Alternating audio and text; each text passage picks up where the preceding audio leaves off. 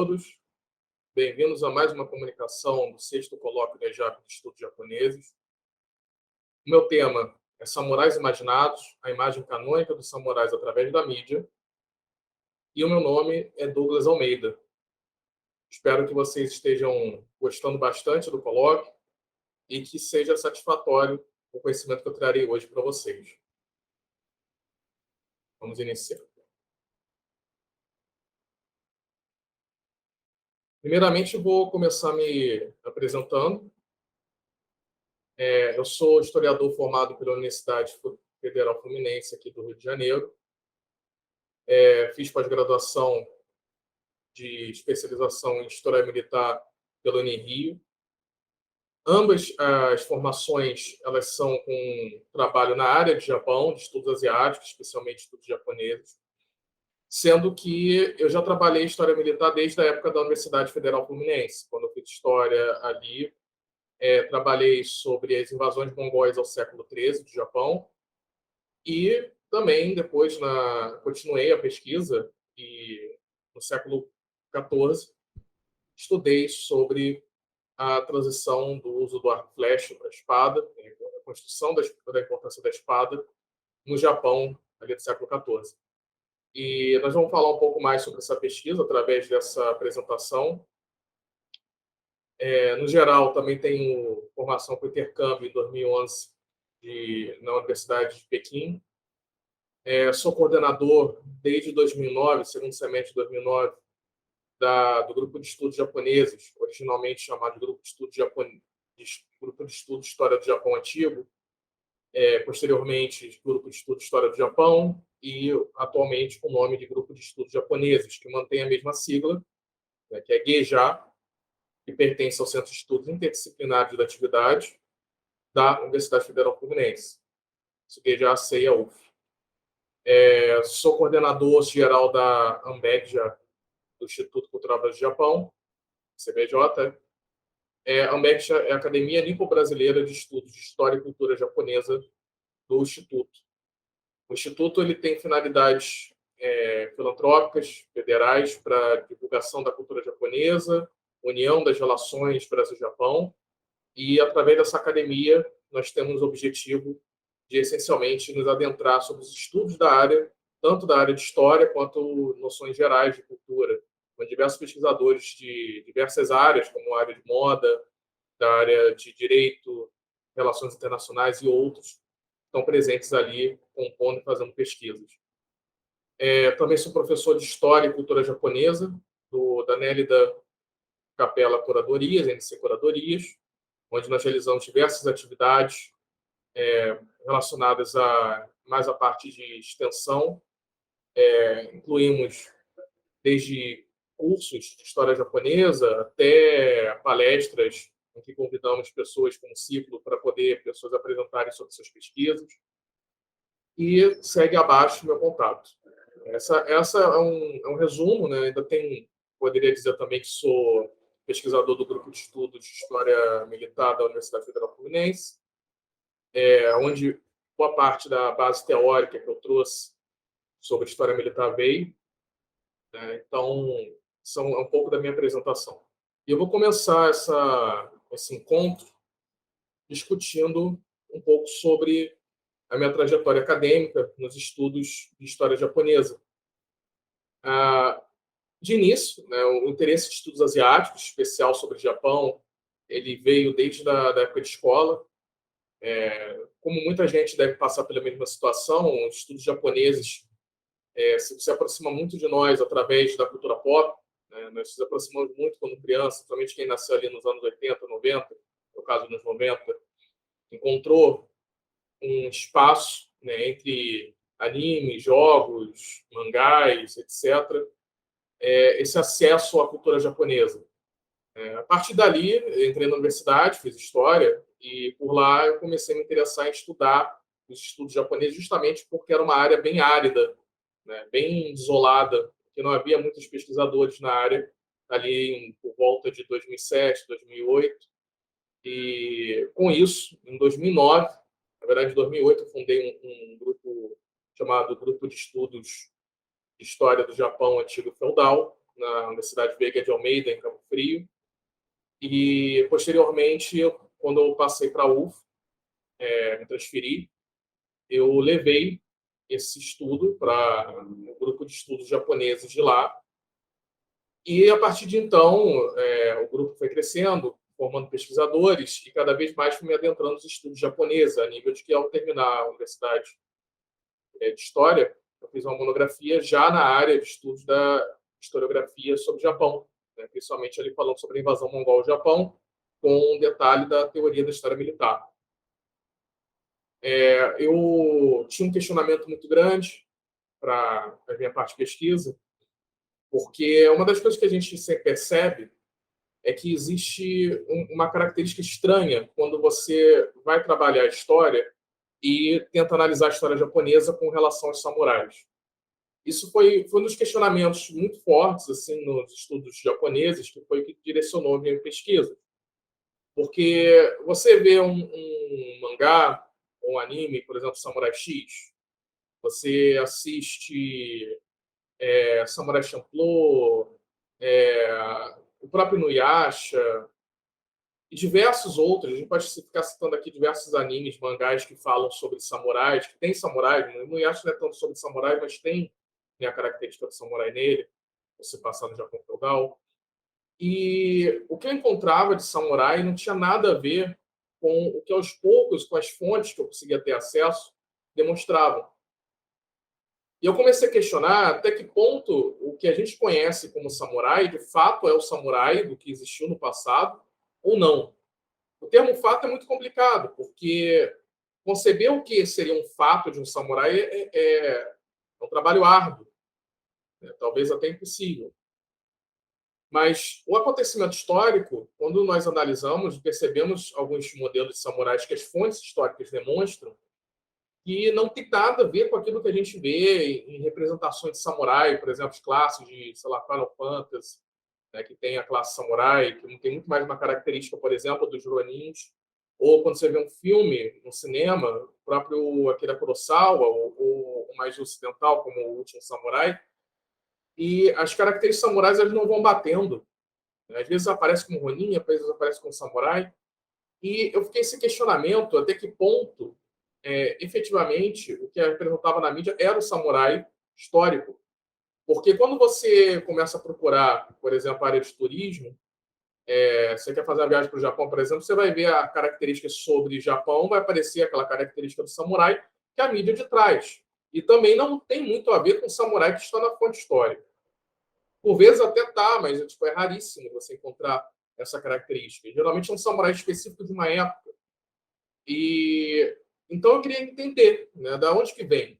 Uma das primeiras características que eu percebi distoante é a característica de falar que o samurai tem a espada como alma. A alma do samurai está na katana. E o meu questionamento era, não, mas não é só isso. Porque aqui na fonte eu estou vendo que em séculos anteriores, desde o século XI, século XII, século XIII, o samurai estava focado no arco e flecha. Então, qual é a tal da diferença?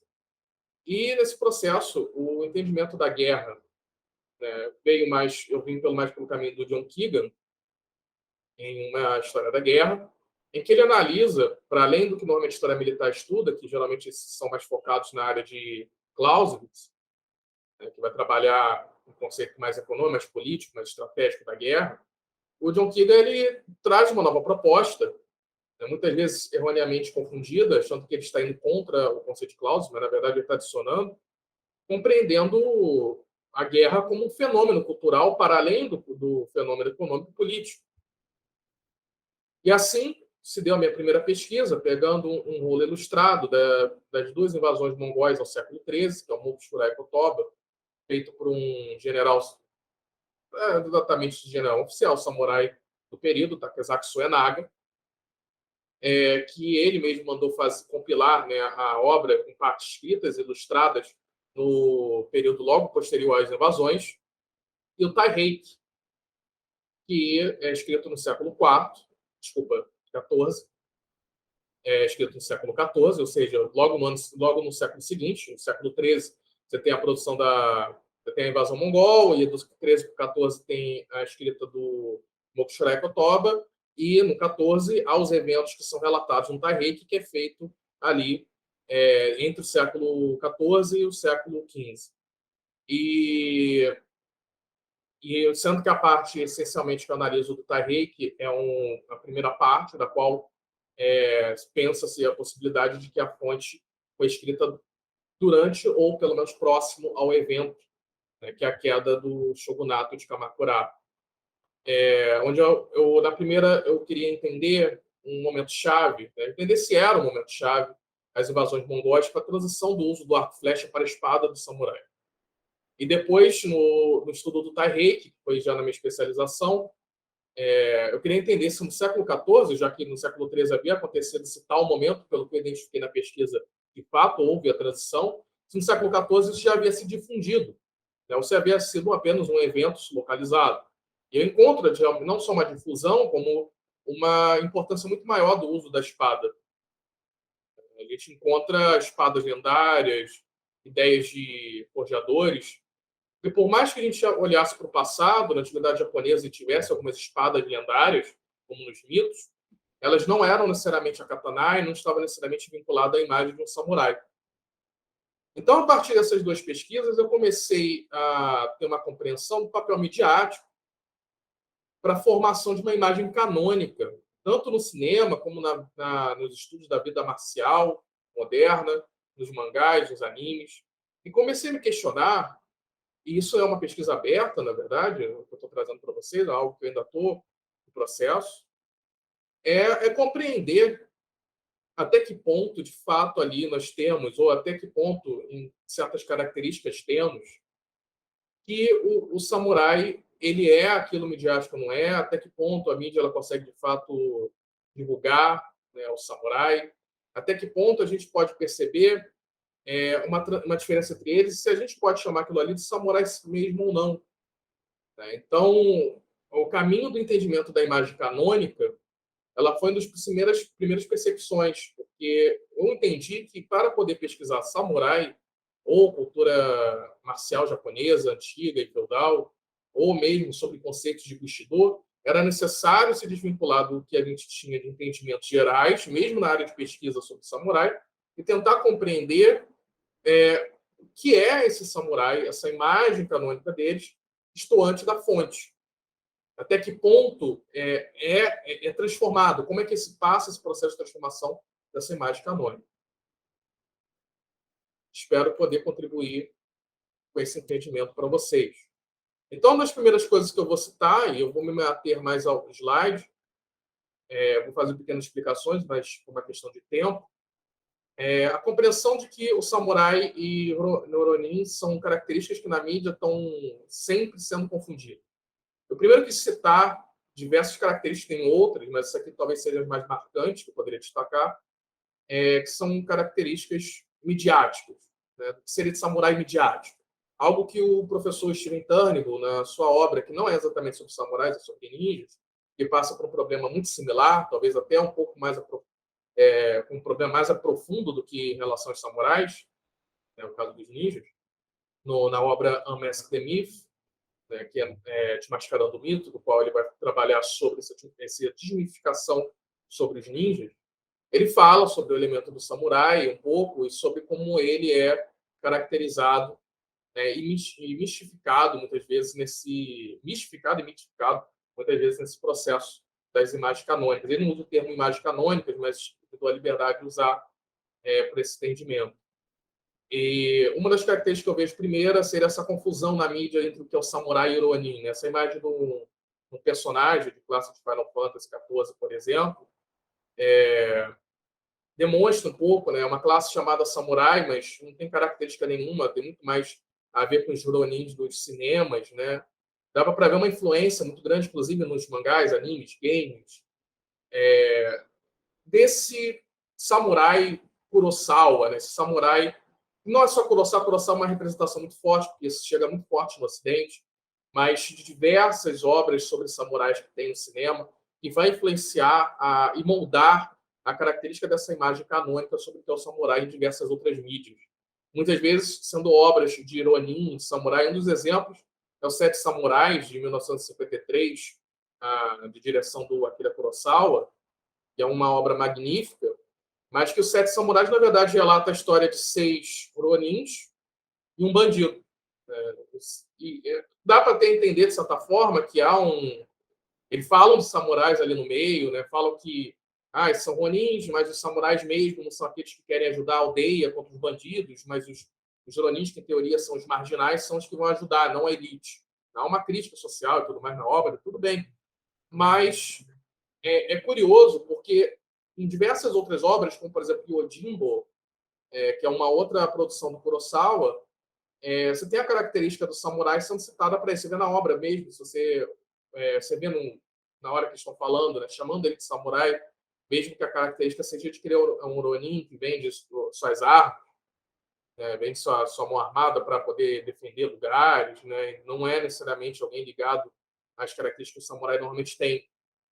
Outra coisa, eu destaque a katana como alma do samurai, em que a katana está sempre presente, mesmo quando o samurai é representado usando a flecha, lança, etc.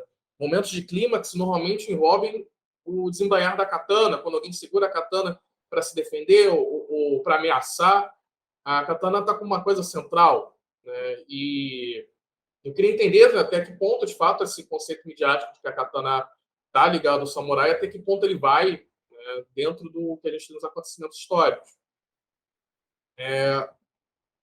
Uma coisa que é muito presente na mídia é esse conceito do conflito de ideais.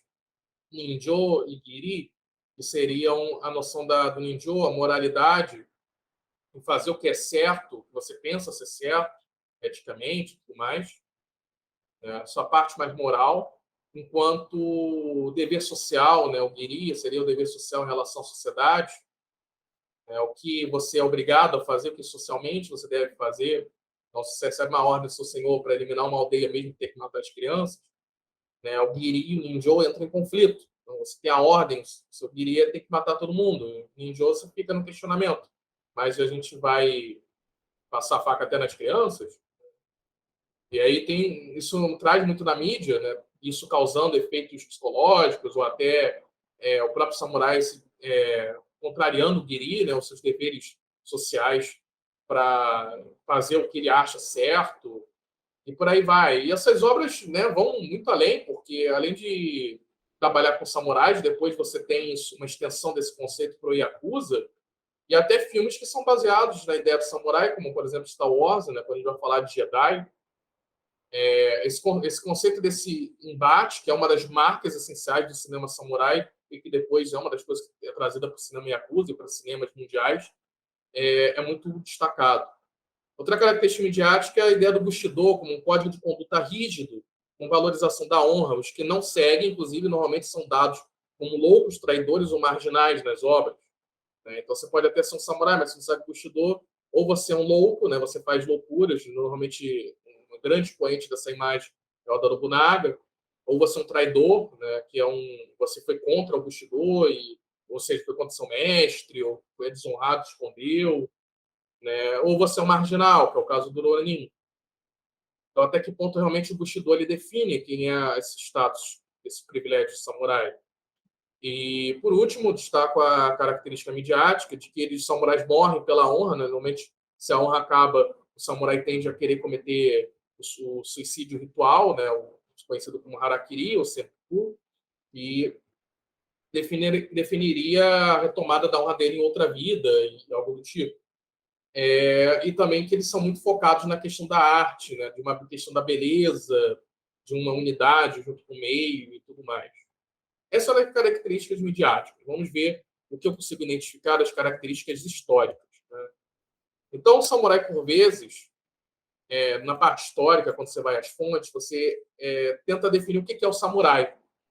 E, normalmente, na midiática, falar o samurai é alguém que nasceu para servir, um guerreiro japonês que nasceu para servir alguém e normalmente pertence à elite. E isso não encaixa quando você vai no elemento histórico. O samurai é, por vezes, um título hereditário, um cargo ou uma legitimação do Estado. A gente percebe pelas fontes que o estilo de combate transitou bastante entre as eras, de maneira que a katana só se torna símbolo séculos depois de surgir os samurais. Os samurais que são ali do século XI, a katana é algo que a gente, de fato, começa a ver ali uma transição, né? outros de falar de fato, mas não entenda como um fato, né? Entenda como um acontecimento histórico, mas o acontecimento histórico da invasão mongol, que tem a transição para o uso da espada, que foi essencialmente usada ali da primeira para a segunda, para poder invadir os navios e atacar dentro dos convéses de maneira a derrotar os mongóis no corpo a corpo, já que eles tinham que levar a guerra para dentro dos navios, percebendo que na praia da Baía de Acatá não estava dando certo, e nas outras regiões costeiras não estavam dando certo, era melhor invadir os navios e atacar, quase no modelo de guerrilha no naval ali. Né? E esse modelo teve que ser melhorado a espada da primeira invasão para a segunda, justamente para se preparar para essa situação. E o entendimento da espada, mesmo assim, ela não imediatamente vira parte do samurai. O samurai ainda tem muita ligação com arco e flecha. E eu diria que entre o século XVI, talvez XV, XVI, mas mais final do XV e do XVI por um todo, e só lá para o início do 17 para parar, mas ainda mais do 16 ele demarcado, o samurai está mais usando lanças. Sendo que ele ainda usa bastante lança nos períodos mais antigos, mas é muito marcado pelo uso da lança. A espada já está presente, ela tem características e tudo mais, mas ela é muito mais simbólica do que uma ferramenta de combate direto numa guerra, como o caso de Sengoku Jidai. Mas no período Edo é que a espada começa a aparecer algo mais como não usada tanto para combate, mas como um símbolo de privilégio que é concedido. E por isso que eu falo que o samurai ele transita, às vezes é um título, às vezes é um cargo, às vezes é uma legitimação do Estado. Então, nós vamos falar um pouco mais disso pormenorizado.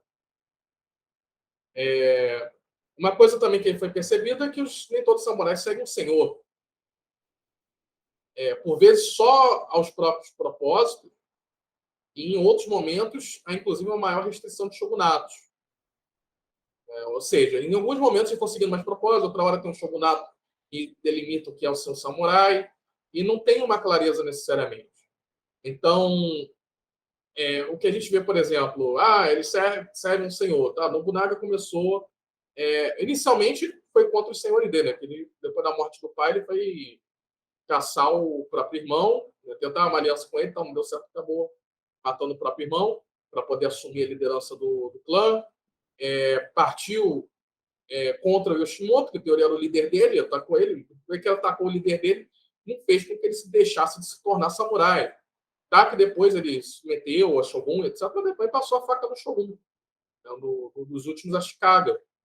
Então, nem isso também define tanta força de estar submetido a uma liderança.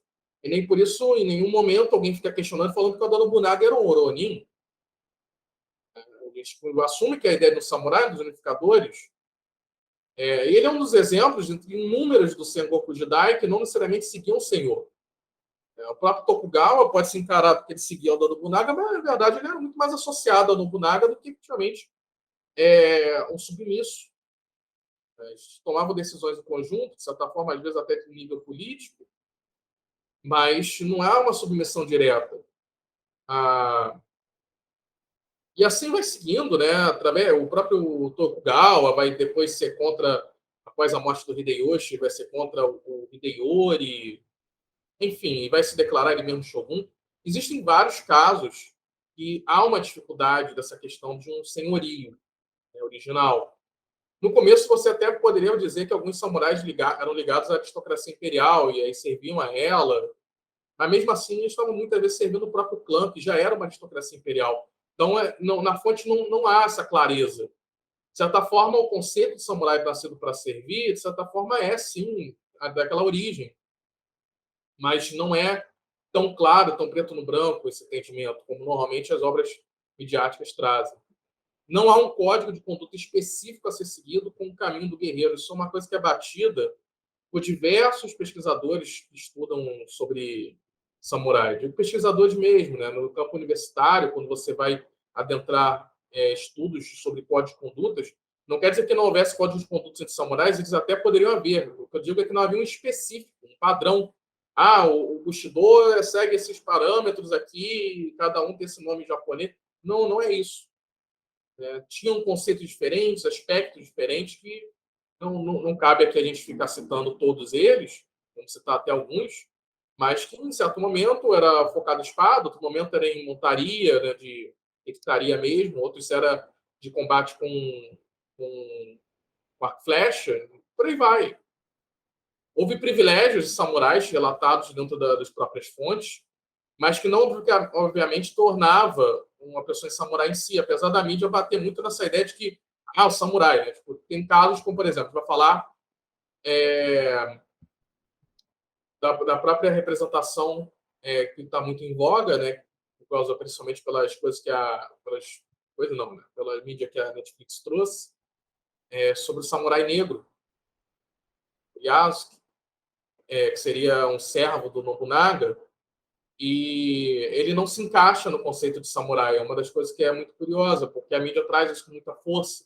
Aí você fica, não, gente, mas isso não encaixa no conceito de samurai. Outro que também é muito forte disso, pode deixar muita gente chateada, é o Miyamoto Musashi também, que não se encaixa no conceito de samurai. Não é só porque você é um guerreiro porta-espada no Japão, e por vezes até pode ter servido um senhor, que necessariamente se torna um samurai. O conceito não é tão amplo, ele não é tão ligado a isso. Existem alguns parâmetros que não entram. Né? O próprio conceito de Yasuke, você não tem nem nome de família, não tem linhagem. Como é que você vai considerar que esse fenômeno pode ser considerado como samurai? O fenômeno de você ter um samurai com um nome só, sem linhagem, sem família, sem formação específica. Ele ganhou um pequeno território, um certo domínio, mas é muito mais amplo os conceitos. Você tem ashigaros, que são guerreiros camponeses, de samurai, que é uma espécie de caminho para se tornar samurai, mas que é mais um camponês promovido em níveis marciais, né, a ter comando e tudo mais, do que efetivamente um samurai de baixo escalão. E também é aquele negócio, você olha para o Japão, vê a primeira pessoa com uma katana na mão, já chama de samurai. Não é exatamente isso. Não é esse o conceito. Tem os Goshi, né, que é o caso da família do próprio Musashi, né, que era um Goshi, originalmente. Depois que aí que o pessoal fala, isso lá na Ronin. Nem sei se Ronin teria como caber muito conceito, porque não tinha como, não era samurai, então não tinha o que se desgarrar, se renegar para se tornar Ronin, né? Mas, enfim, ele de fato ele até abandona os privilégios samurai que eles recebem. Mas receber privilégios samurais, como o Yasuke recebeu, como a família do Musashi tinha, desde antes do seu pai, e alguns outros nomes também, por exemplo, William Adams, o inglês. Apesar que o William Adams ele já poderia ser considerado samurai por algum motivo. Ele recebe o título de Hatamoto, que seria um samurai guarda-costas do grupo de elite do Tokugawa. Mas você tem esses privilégios sendo dados independente a vários grupos. O Goyo Shonin, por exemplo, são mercadores que recebem esse privilégio de portar uma katana.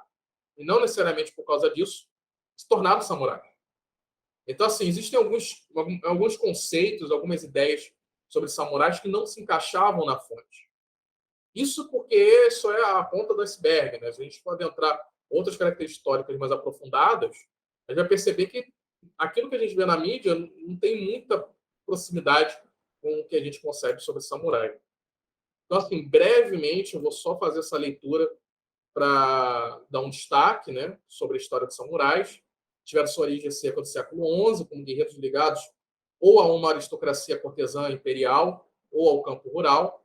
O samurai ele tinha um porte ligado principalmente a um código de conduta, de ética, que a gente conhece como Yomiya Toru no Narai, que é os modos do combate montado, da arquearia montada, em que ele é uma espécie, parece o Bushido que o pessoal fala, né, do Inotobi Naso, só que focado em montaria arqueira, que seria o caminho do guerreiro da época.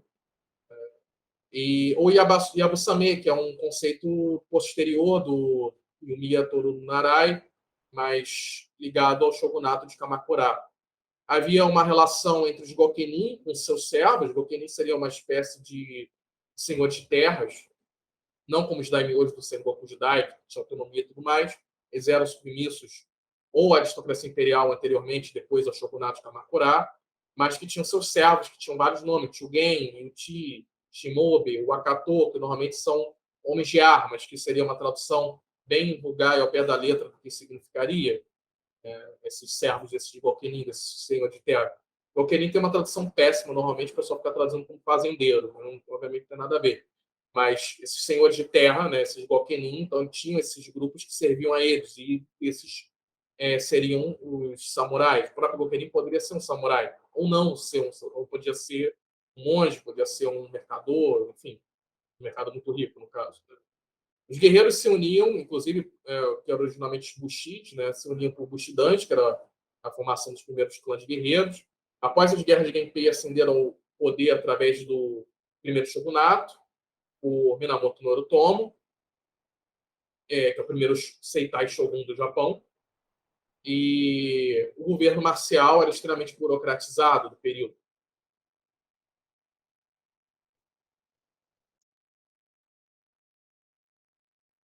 O samurai da Guerra Genpei é bastante ligado ao sangue aristocrático e marcial. Isso é bastante marcado ali entre 1180 e 1185, esses primeiros samurais.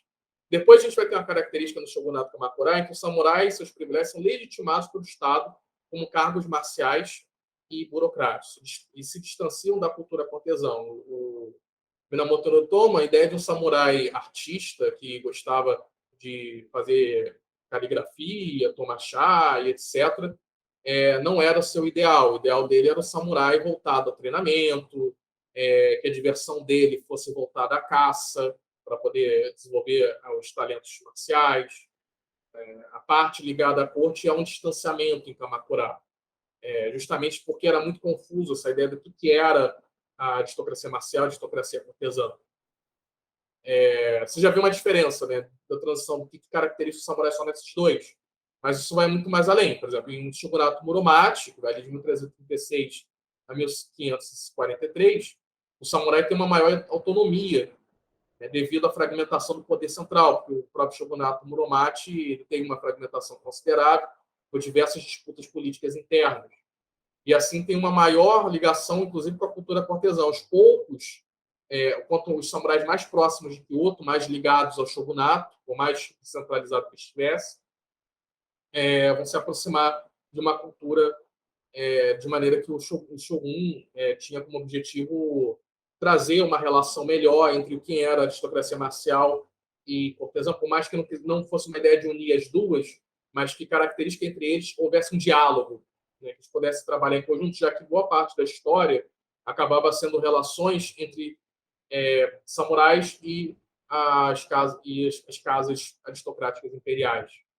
No Sengoku Jidai, que é o período da desfragmentação completa ali do poder, quando o shogunato Muromachi vai abaixo, tanto que em meio a ele ainda é o momento da desfragmentação, após a rebelião de Onin, o samurai se legitima hereditariamente pelas vitórias. Ele não tem mais um estado que define que você é um samurai.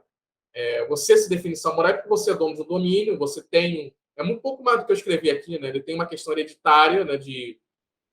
Você tem uma questão de família, de ter pertencido a grupos samurais antigos desde a época das guerras de Genpei, da Guerra Genpei, a você pertencer a fazer vitórias, conquistas, e por vezes, de certa forma, você até se legitima pelas conquistas que faz em vida, como é o caso do Hideyoshi. Então, o Hideyoshi começa como um camponês, né, que vai virar um Ashigaru, um camponês guerreiro, vai ascendendo até sob a liderança de Oda Nobunaga, ele realmente chegar e se tornar um samurai. Um samurai mesmo, né, em todos os conceitos, em todas as concepções, em toda a sua legitimação. Não é falar samurai como a gente fala do Yasuo, que foi um escravo que foi adquirido pelo Nobunaga, um escravo negro, né, vindo para os portugueses, os portugueses espanhóis, que vai ser adquirido pelo Nobunaga, vai ser liberto e vai ser tornado um guerreiro. E vai ganhar terra e tudo mais, mas alguns privilégios, mas sem efetivamente ascender a um status de liderança como o Hideyoshi, por exemplo, começa como um camponês, com tradições de cultivo de campo e luta com lanças, com mastigado, ter chegado, de fato, a se tornar um dos grandes líderes de comando dos exércitos de Nobunaga. Então, são umas marcas que tem, um período um pouco mais leve, até a gente diz, é leve para poder definir o que é um samurai, porque não há tanta prisão a questões burocráticas como, por exemplo, nos shogunatos havia. O que a gente tem, por exemplo, do próprio período, é essa abertura enorme, que depois, no shogunato do período Edo, que vai ali de 1603 a 1868, vai haver uma restrição muito maior para a conceituação do que é um samurai, em que, basicamente, o samurai vai ser definido pelo Estado. Parecido com o que aconteceu no período Kamakura. Os Tokugawas agora vão definir quem é samurai. Qual, inclusive, a hierarquia dos samurais, porque havia hierarquias que se mesclavam a conceitos de classe social.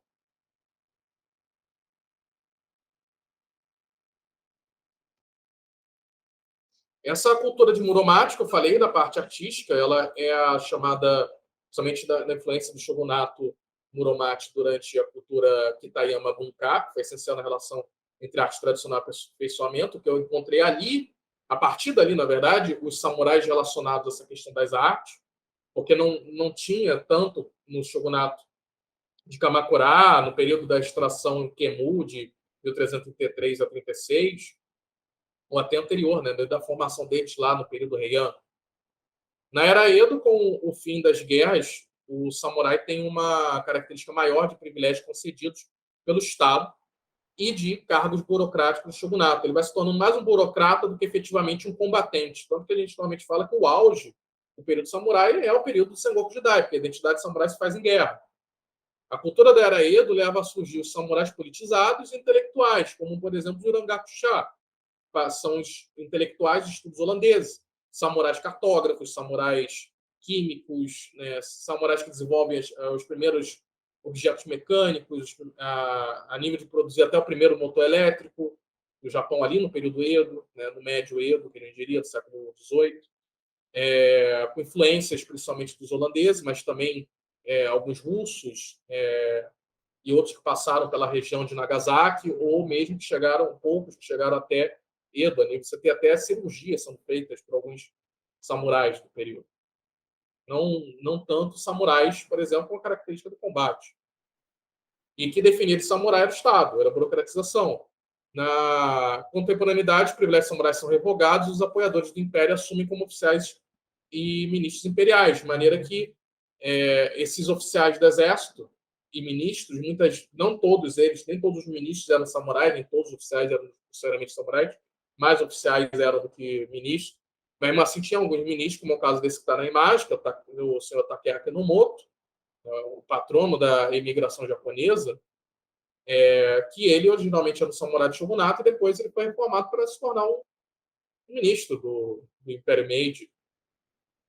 Outro nome forte que se torna ministro é Saigo. Depois vai fazer até a revolta Satsuma. Ele chegou a trabalhar junto com o próprio shogunato e depois passou para o Império. Né, e trabalhou junto com eles. Depois até se voltou contra o Império na revolta Satsuma.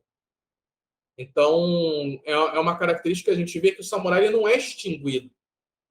Ele tem uma transitoriedade. E essa característica dessa transição, porque a ideia de samurai era uma coisa muito ligada a Edo, e o Meiji queria romper os elementos do que compunham a característica de Edo, faz com que esse grupo de samurais, vamos dizer assim, que são oficiais e ministros agora, eles ainda mantêm certas legitimações e noções sobre o que é ser um combatente, mesmo que os privilégios tenham acabado. O privilégio acaba, mas não a cultura em si de samurai. Tanto que o conceito de samurai vai ser retomado e ressignificado através de muito tempo pelo meio militar, no militarismo japonês. Algumas literaturas, inclusive, ficaram muito fortes sobre tentar conceber o que era um samurai. Um exemplo é o Gori no Sho, conhecido como Livro dos Cinco Anéis, que, pela tradução do Watanabe, que eu concordo até com ele nesse ponto, seria melhor citar como o Livro dos Cinco Elementos, que é um manual de guerra de técnica de combate do Miyamoto Musashi. Tem o Hagakure, escrito por Yamamoto Tsunetomo do período do próprio período Edo, que é um manual de técnicas que retoma tempos áureos dos samurais, mas que essencialmente o pessoal trata como se todo samurai seguisse o que está escrito no Hagakure, mas ele descreve mais o escopo do domínio de Nabeshima, em Kyushu, ele é mais ao sul, e não todo o Japão do período feudal. Então é uma das coisas complicadas, né? Tipo, partir do Hagakure para entender os samurais de todo o Japão, de todos os tempos Não faz sentido. Tipo, ele é do período dele para a região dele. Algumas características até podem ser parecidas com samurais de outras regiões em outros tempos, mas não são de todos. E um exemplo também é o Bushido, a alma do Japão, de Hitomi Minazo, tem a imagem dele que está nesse livro aí do lado, né, que é que basicamente onde o termo Bushido se torna mais popular, por mais que Bushido fosse um termo que já existisse há um bom tempo. Né? Caminho do guerreiro é algo que já se falava no Japão, dos samurais. Mas não como algo fechado, padronizado, um código de conduta fechado. A pessoa fala, eu encontrei aqui o Bushido nessa fonte aqui do século XVI. Então certamente o Bushido existiu. E aí a pessoa só está falando caminho do samurai, caminho filosófico, caminho ético, mas que não necessariamente define quais são as características dessa ética.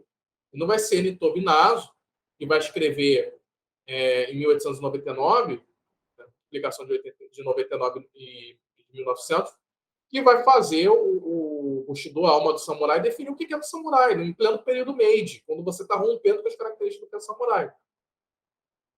O propósito do Inazo Nitobi, inclusive, é uma característica sempre retomada em pesquisas para tentar buscar entender por que ele está escrevendo no pleno período Meiji algo para falar o que é o samurai. O próprio Hagakure muitas vezes analisa-se a ideia de que é uma obra escrita para falar de algo que sempre foi analisado, que era a característica da ética samurai. Em certo momento foi necessário escrever. Talvez tenha alguma ligação com o período Edo ser um momento em que o samurai teve uma crise da sua identidade pela falta de guerra, de combate, e ele teve que se ressignificar. E aí alguns não se ressignificaram, alguns mudaram completamente suas características a nível de nem parecer mais o que era o samurai. Enfim, não vai entrar nesses detalhes. Fica a instigação. Né? No geral, entrando na parte mais teórica, eu analiso por alguns teóricos. Então, o primeiro caminho é o entendimento dessa invenção do caminho samurai. Né? Esse livro do Alec Menes foi muito importante para começar a desenvolver esse entendimento sobre quem é esse samurai histórico, até que ponto é midiático, onde vai essa mitificação do samurai. Então, o Bushido é um dos principais fundamentos para caracterizar o samurai idealizado. Nos conceitos que eles trazem, né, quem trabalha sobre o Bushido, em especial o Alec Menes, ele é um construto ideológico dinâmico. Ou seja, ele é uma construção de uma ideologia com objetivos ideológicos e dinâmico com transformações. Né, que ele vai se movimentando e se transformando. O Bushido não é uma coisa fechada, padronizada, que se mantém desde as origens do samurai. Talvez até, a gente vai ver, tipo, tem mais a ver o Bushido com a noção da contemporaneidade, sobre o que se imagina do samurai, do que efetivamente com os samurais da época. E o que eu digo é a ideia do samurai, ela está tão vinculada ao Bushido que o que marca mais o samurai hoje em dia, né, nas características gerais que a gente tem na contemporaneidade, da modernidade, da imagem dele, o canônico do samurai está muito mais ligado aos conceitos das virtudes, o conceito desse código de ética fechado, do que efetivamente da espada. Então, Bushido e samurai acabam sendo sinônimos quase em certos elementos característicos de virtudes, né? Quando a gente fala desse modelo de memória e modelo midiático. Alec Banish, em 2014, nessa obra, ele analisa como esse código de conduta é uma invenção que entra nos conformes dos interesses da modernização japonesa, na elaboração de seu nacionalismo e depois para fins comerciais. Traz à luz a ideia de Hobsbawm de que o final do século XIX e início do XX, em especial entre 1870 e 1914, é um período de produção massiva na Europa, de tradições, produção massiva de tradições na Europa, com um processo similar de produção de tradições seguido em outras partes do mundo. Levando em conta que o Japão não é ocidentalizado, porque esse termo é péssimo e seria característico do que acontece no Japão, por mais que se utilize de forma leviana um pouco esse termo, de ocidentalização. Não existe ocidentalização no Japão. Você tem um processo de modernização, não houve uma imposição, se colocou características de forma impositória do Ocidente sobre o Japão. Na verdade, o Japão assume a sua maneira, o que lhe interessa de Japão, de Ocidente, e aí o Japão ressignifica esse Ocidente para si. O Ocidente fica achando que parece com ele, tudo bem, o problema é do Ocidente. O Japão não tá se fazendo parecer ao Ocidente. O Japão não se ocidentalizou. Com toda a tecnologia, todas as características mundiais que tem no Japão, você olha para Tóquio e Tóquio ainda é uma cidade japonesa. Você olha para Kyoto, ainda é uma cidade japonesa. Você olha para Yokohama, cidade japonesa. Você olha um festival japonês, você não fala, nossa, que festival ocidental. Não, é um festival japonês. Então, o que é ocidentalização ali? Você tem um processo de modernização, não é um processo do que muito se falou de aculturação do Japão, isso não tem nada a ver. Um dos maiores problemas que tem é o Ocidente estudar o Oriente, né, entrar naquele orientalismo do Said, de pensar, como ele denuncia a ideia, no caso dele é mais para árabe, mas ele denuncia essa ideia de que o Ocidente inventando o que é o Oriente. Então, não há um processo de imposição das características ocidentais, mas essa ideia das relações do Japão com o Ocidente através do Meiji, há uma proximidade sim e a assimilação de vários elementos do Ocidente. Dentre eles, compreende-se, inclusive, esse processo de produção massiva de tradições que a Europa está passando.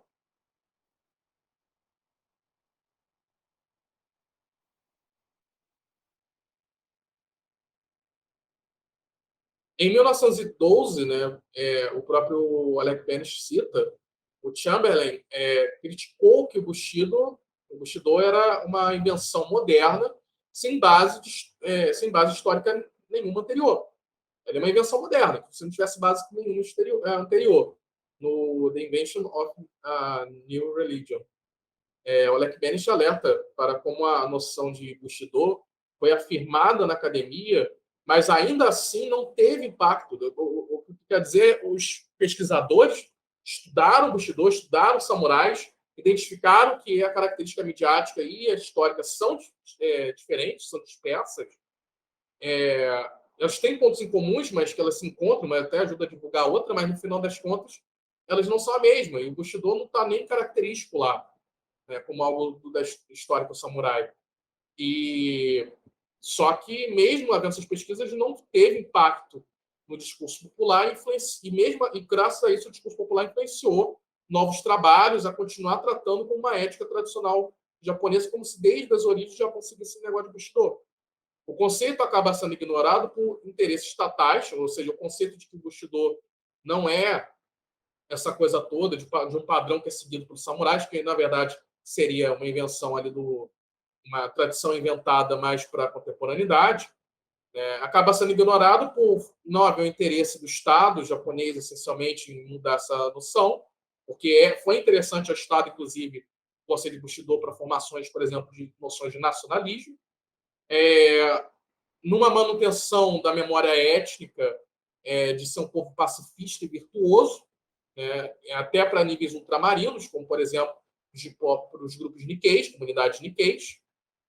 Se caracteriza no Japão aquela qualidade das virtudes focadas no mito binário, quando ele fala da justiça samurai como pacífico. E quando vai para fora, fala-se de muito de virtuoso para as próprias colônias. Falando, esse é o motivo de por que o imigrante ou o descendente é diferente dos demais que vivem ali nos Estados Unidos ou no Brasil, onde tem colônia japonesa.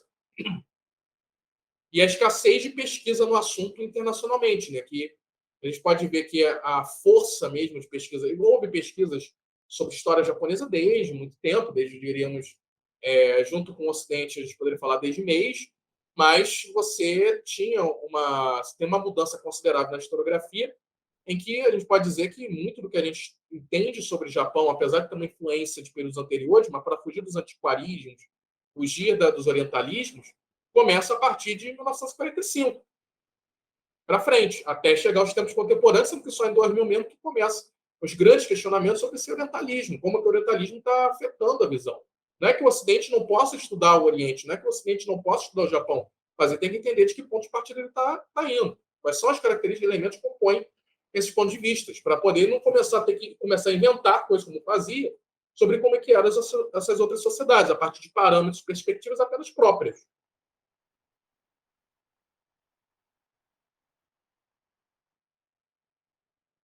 Assim, houve também um interesse estrangeiro de importar o curso do Bushido para aprimorar as sociedades estrangeiras, tendo um fator internacionalista e de exportação cultural muito forte sobre o Bushido.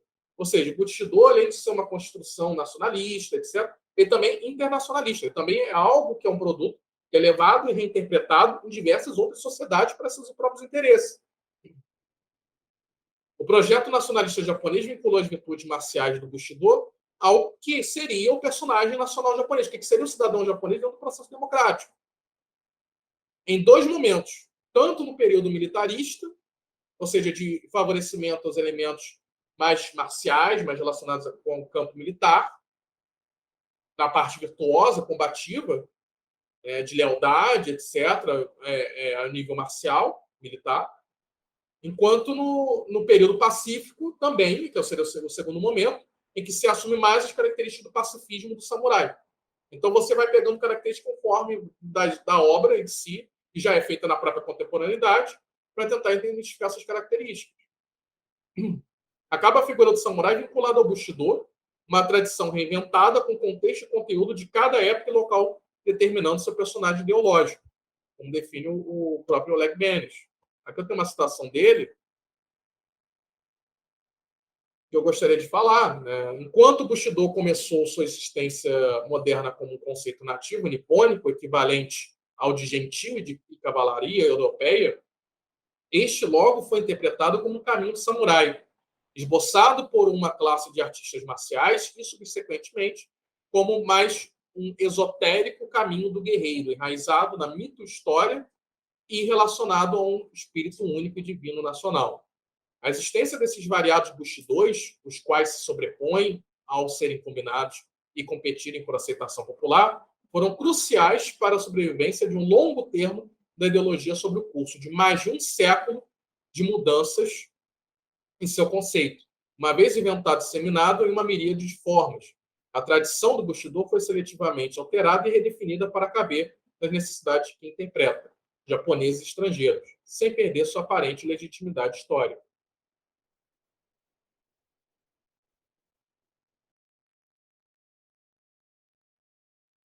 Assim, para Hobsbawm, essa ideia da tradição inventada, não tem como não citar Hobsbawm, né, com a invenção das tradições, em que nas definições de tradições inventadas seriam três, que o Oleg Benes até destaca, as estabelecidas ou simbolizando coesão ou associação de grupos de comunidades reais ou artificiais, as tradições inventadas estabelecidas ou legitimadas por instituições, status ou relações de autoridade, e as tradições inventadas que são as com propósito central de socialização, reiteração de crenças, sistema de valores e convenções de comportamento. Para o Oleg Benes, o Bushido se encaixa nas três definições de tradições inventadas de Hobsbawm, o que teria permitido a manutenção ao se adaptar em diversos momentos.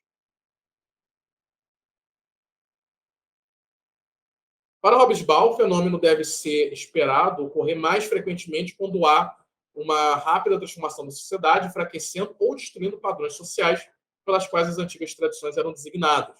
Assim, foi no processo de modernização do Japão.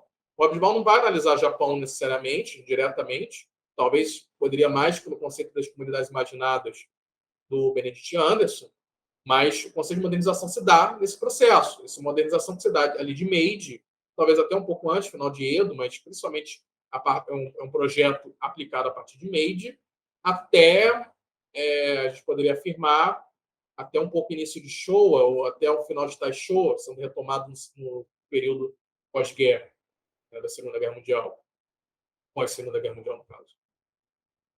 Steven Flastus propõe um modelo de examinação de tradições inventadas, a compreender para quem e para qual efeito social e político certas práticas e ideias são formuladas, institucionalizadas e propagadas como tradição que determinam sua aceitação e papel em um entendimento contextual e histórico.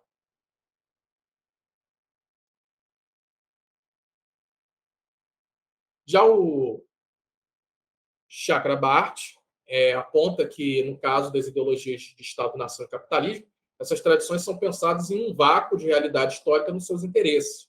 Em Meiji, há uma maturação de reinventar o Bushido, se afastando do antiquado período Edo, depois havendo um aprimoramento na entrada nas guerras, ou seja, primeiro há um afastamento das ideias marciais por causa da querer se afastar do conceito de shogunato de Edo, que era considerado antiquado, uma assimilação de diversos elementos ocidentais à maneira japonesa, que é o processo da modernização, com acesso ao Ocidente, nas relações internacionais, onde o Japão se estabelece como uma nação agora nesse período, e depois, durante o período das guerras, que se inicia com a Primeira Guerra Sino-Japonesa, para o período Meiji.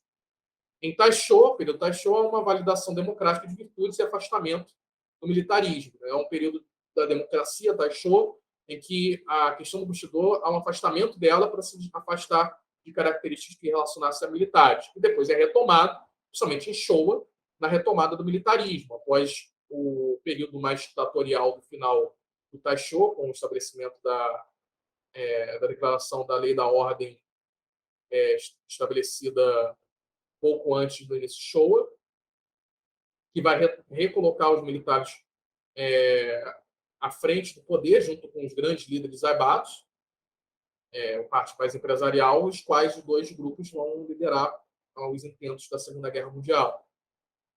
Em Heisei, o Bushido, no caso, no final de Showa, quando tem o pós-guerra, o período da ocupação das potências aliadas, em especial pelos Estados Unidos, com o Supremo Comandante das Potências Aliadas sendo o MacArthur, há uma censura em relação ao Bushido, as características marciais, etc., que depois da ocupação, aos poucos vai retomando o Bushido novamente, mas agora caracterizando somente os aspectos pacíficos dos pós-punitor binados, mas que vão se adentrar mais ainda no período Heisei.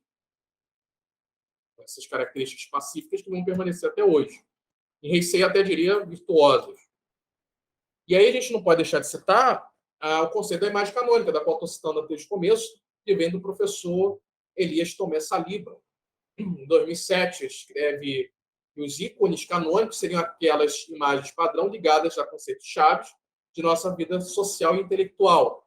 As imagens constituem pontos de referência inconscientes, sendo, portanto, decisivas em seus efeitos subliminares de identificação coletiva. Ou seja, são conceitos chaves ligados à vida social e intelectual que, num conceito geral, pelo caminho do inconsciente de cada um, elas são decisivas em criar identificações coletivas. Passei a chamar essas imagens canônicas até porque elas sempre exigiram, de forma inconsciente, uma atitude mais de fé e de crença do que qualquer outra coisa mais racional, como ele cita na página 89 da sua obra, quando ele fala sobre imagem canônica e história, que é o nome do artigo dele.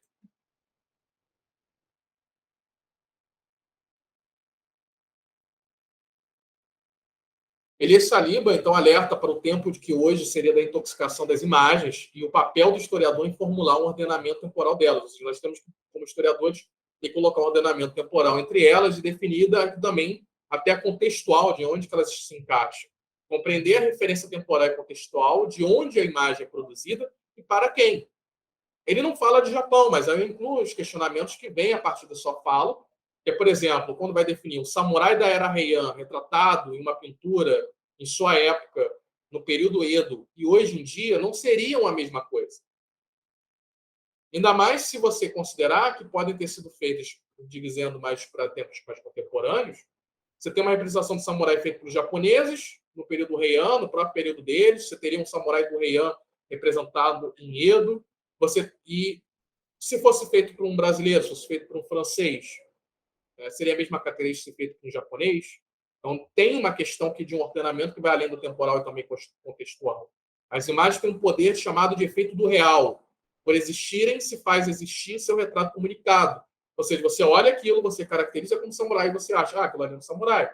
Às vezes, obviamente, a fantasia está no meio. Existem fantasias, conceitos fantasiosos, como do Final Fantasy, que a gente citou, e, obviamente, você não vai considerar que aquilo ali claramente é um samurai, mas existem características canônicas, icônicas, que, ao olhar, você identifica o samurai. A questão é, o que você está vendo é um samurai mesmo? Ele se compara aos vários samurais que você tem anteriormente, mas aquilo é a consideração do samurai, porque se você olhar, por exemplo, nessa imagem, eu fiz justamente uma identificação imagética nesse slide, e lá em cima você tem um Shogun. Ele seria caracterizado como samurai? Qual desses aqui, quais dessas imagens você consegue ver como samurai? E por que você vê assim? São os grandes questionamentos que tem desde o começo da minha pesquisa. Para ele, vivemos uma espécie de intoxicação visual onde o conhecer se reduziu a ver, substituindo o compreender. Então, você assimila a imagem de diversos samurais, mas você não compreende exatamente o que ele é. Tanto que eu falo, uma das grandes dificuldades que se tem é tentar definir o que é um samurai. Não é tão simples você definir o que é um samurai. Muito mais difícil ainda é definir o que é um Ronin. O Ronin não é simplesmente samurai desgarrado. O Ronin é um termo que existe antes de samurai existir. Para começar. Começar a instigação, a provocação.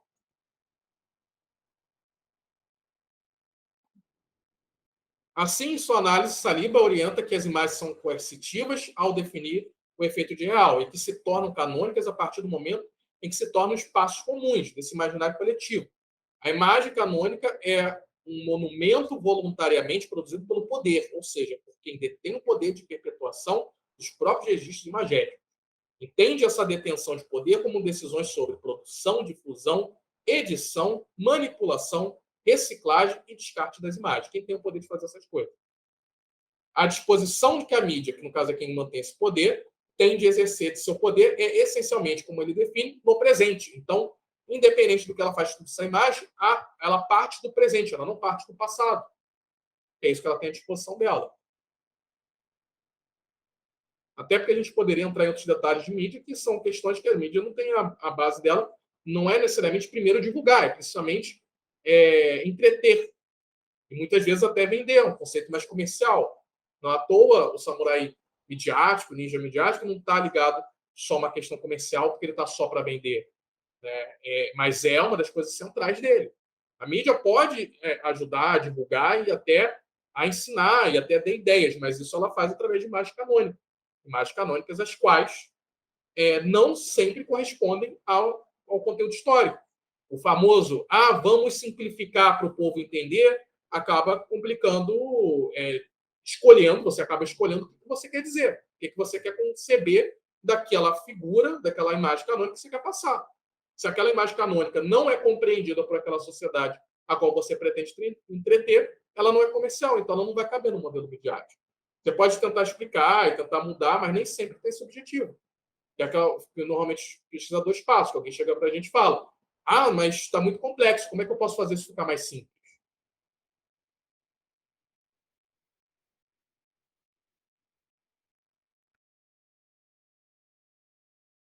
E quando a gente fala de monumento, obviamente tem que falar de Legoff. Né? Saliba dialoga com a história e memória de Jacques Legoff e em suas afirmações sobre documento e monumento. Em Legoff, o monumento é tudo aquilo que pode evocar o passado, perpetuar a recordação, sendo um legado à memória coletiva e ligado ao poder de perpetuação das sociedades históricas, voluntária ou involuntariamente. O samurai é uma figura canônica, assim como um monumento para diversas culturas japonesas ou estrangeiras, ao exemplo de artistas marciais brasileiros e da memória Nikkei.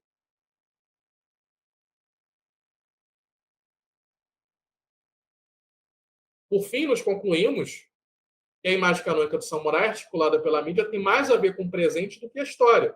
Diversos documentos analisados com grau raso de criticidade histórica se assumem como uma noção de prova histórica, ao caso de Hagakure e o Bushido do Nitominazo, como se fossem provas que o samurai era aquilo. Da formação de identidades de espaços comuns. Espaços comuns podem ser, como eu falei, comunidade Nikkei, pode ser comunidade Nikkei principalmente relacionada à memória, a memória e a transição da memória de técnicas e virtudes de grupos de artistas marciais, a memória nacional mais ligada ao nacionalismo japonês, por aí vai. O samurai midiático pode ser caracterizado com fins de monumento de memória e fins comerciais. A mídia em si divulga uma interpretação do presente. O samurai histórico é dinâmico. Como eu falei, ele muda, ele atravessa o tempo mudando. Ou seja, ele é submisso à regra da temporalidade das fontes documentais. Você vai ler fontes, você vai perceber que eles são transitórios. Nem todo samurai do mesmo período é igual, nem todos eles podem ser definidos da mesma maneira, mesmo sendo samurais, mesmo sendo caracterizados como, e eles, através do tempo, eles mudam as características deles. Essas são as referências bibliográficas. Agradeço a todos por terem assistido. Espero que vocês tenham gostado e fico aberto para vocês trazerem suas dúvidas. Deixei meu e-mail logo no início do slide da apresentação e espero que tenha colaborado com o entendimento um pouco mais da cultura japonesa, principalmente relacionada à história militar. Obrigado e aproveitem bastante o colóquio.